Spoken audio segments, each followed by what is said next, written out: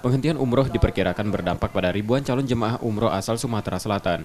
Hingga kini Kanwil Kementerian Agama Sumatera Selatan masih mendata calon jemaah yang terdampak penghentian umroh. Menurut data Kanwil Kemenak Sumsel, setiap bulan ada sekitar 1.800 jemaah asal Sumsel yang berangkat ke Tanah Suci. Di Sumatera Selatan ada 50 biro perjalanan umroh yang terdaftar. Kementerian Agama meminta agar biro perjalanan menunda pemberangkatan jemaah, sementara yang sudah berangkat agar dipulangkan ke tanah air. Kita ini ada 50 travel yang resmi yang beroperasional di wilayah Sumatera Selatan.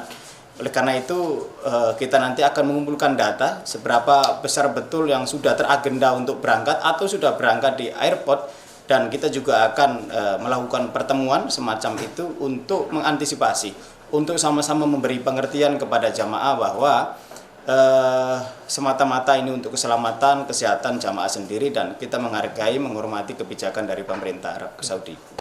Pasca penghentian umroh, sebanyak 7 penerbangan dari Indonesia masih diperbolehkan pemerintah setempat untuk mendarat di Saudi. Salah satunya dari Palembang, ada 433 jemaah berangkat Kamis petang menggunakan maskapai Lion Air. Rute penerbangan sempat dialihkan dari Madinah ke Jeddah, Arab Saudi. Rizky Nurmizan, Kompas TV, Palembang.